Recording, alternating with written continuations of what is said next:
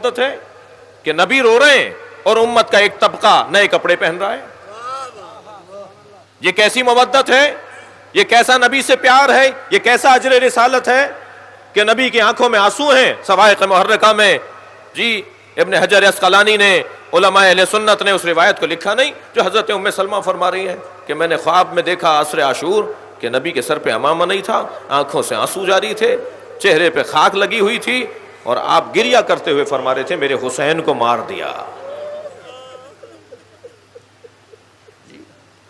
مودت۔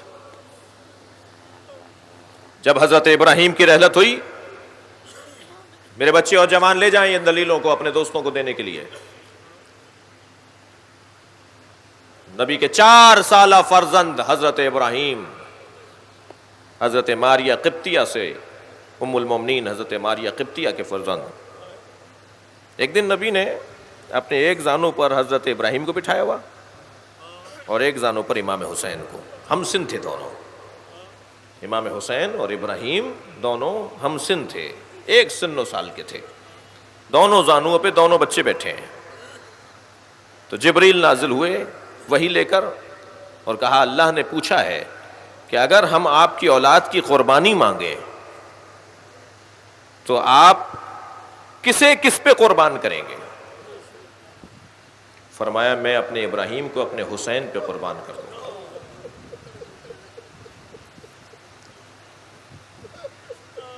جیسے ہی نبی مکرم نے ابراہیم کو حسین پہ قربان کرنے کا اظہار کیا، ابراہیم ایک دن بیمار ہوئے اور رحلت ہو گئی۔ اب نبی کو تو معلوم ہے کہ یہ قصہ کیا ہے، تو نبی گریہ کر رہے ہیں۔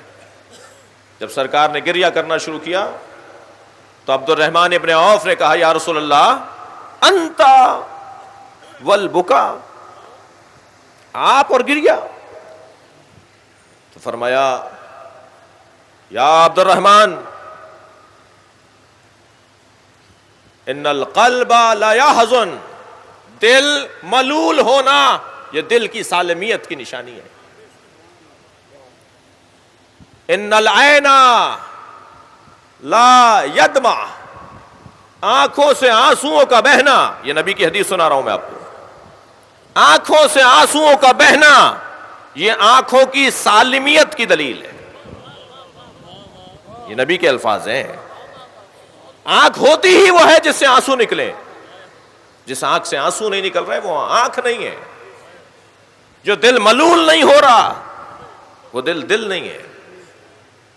اور فرمایا سنو الا اللہ یقول لا یرضا، فقط بات یہ ہے کہ آنکھوں سے آنسو بھی نکل رہے ہوں، دل بھی ٹوٹ رہا ہو، مگر زبان سے اللہ کا شکر بھی ادا ہو رہا ہو، اس سے رضایت کا اظہار بھی ہو رہا ہو، یا اللہ یہ جنازہ دیکھ کے روں گا اس لیے کہ تو نے رونے کی صلاحیت دی ہے، یا اللہ میرا دل ملول ہو رہا ہے مگر یہ دل ملول ہونا تجھ سے عدم رضایت کی نشانی نہیں ہے۔ یہ نبی نے نظریہ دے دیا۔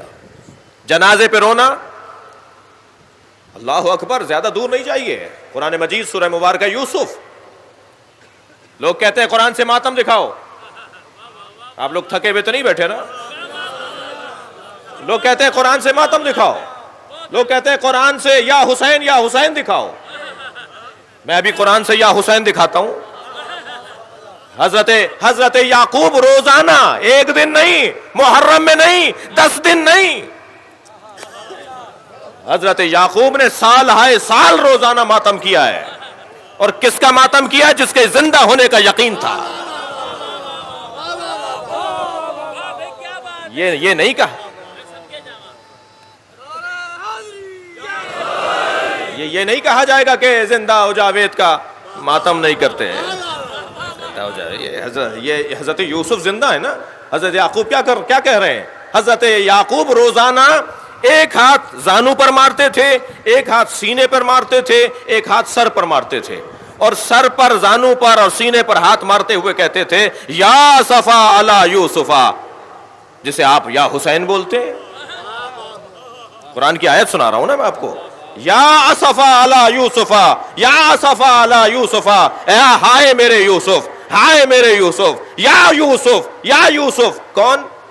جو ابھی زندہ ہیں، جن کے زندہ ہونے کا یقین ہے، اور نہ صرف زانوں پر، سینے پر اور سر پہ ہاتھ مارتے تھے حضرت یوسف، حضرت یعقوب، بلکہ وَبْيَضَّتْ عَيْنَاهُ، اس کی بعد والی آیت، وَبْيَضَّتْ عَيْنَاهُ فَهُوَ قَدِيمٌ، اور اتنا روتے تھے ماتم کرتے ہوئے کہ رو رو کے حضرت یعقوب کی آنکھیں سفید ہو گئیں. اور قرآن کیا کہہ رہا ہے؟ فَهُوَ قَدِيمٌ. اور یعقوب صرف کاظم نہیں تھے، قزیم تھے. اور فرمائیں گے بھائی تھوڑی دقت بڑھائیے اپنی جی. ایک ہوتا ہے صابر، ایک ہوتا ہے صابر، ایک ہوتا ہے کاظم. صابر اور کاظم میں فرق ہے. کاظم برداشت کرنے والے کو کہتے ہیں، اور کاظم میں بھی انتہائی برداشت جب آ جائے تو اسے قزیم کہتے ہیں.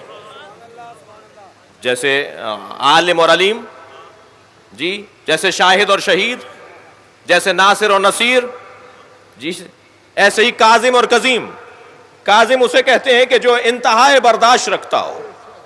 اب یہاں رو رہے ہیں، ماتم کر رہے ہیں، سینے پہ ہاتھ مار رہے ہیں حضرت یعقوب. قرآن کہہ رہا ہے کہ یہ سب سے زیادہ برداشت رکھتے تھے. یہ کیا مطلب ہے اس کا؟ ذرا آپ کی توجہ چاہوں گا. یہ کیا کہہ رہا ہے اللہ؟ کیا بتانا چاہ رہا ہے؟ کیا مطلب ہے اس آیہ کریمہ کا کہ حضرت یعقوب سینے پہ، زانوں پہ، سر پہ ہاتھ مارتے ہوئے یا اسفا علی یوسف، یا اسفا علی یوسف کا نوحہ بلند کرتے تھے اور آنکھوں سے آنسو گراتے تھے، اور اتنے آنسو بہائے کہ آنکھیں سفید پڑ گئیں. اور قرآن کہہ رہا ہے فہو قدیم، اور یہ بہت زیادہ برداشت کرنے والے تھے. صرف ایک ہی بات تو سامنے آتی ہے، صفحہ تاریخ کو پلٹ کر دیکھیے. جنہوں نے یعقوب کے بیٹے حضرت یوسف کو کنویں میں ڈالا تھا وہ سامنے نظر آ رہے ہوتے تھے، تب بھی ماتم کرتے تھے اور برداشت کرتے تھے. بھائی غور کریں، بہت واضح پیغام ہے قرآن مجید کا کہ عزاداروں کو کیسے زندگی گزارنی ہے. خبردار خبردار، جنہوں نے اہل بیت پہ ظلم کیا وہ سامنے آ جائیں یا ان کے چاہنے والے سامنے آ جائیں، تم اپنے ماتم سے ہاتھ نہ اٹھانا.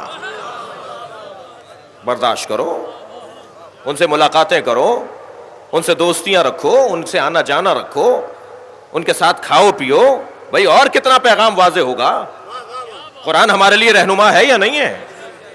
قرآن کہہ رہا ہے کہ یہ ماتم بھی کرتے تھے، روتے بھی تھے، فہو قدیم، اور برداشت بھی کرتے تھے. کس بات کو برداشت کرتے تھے؟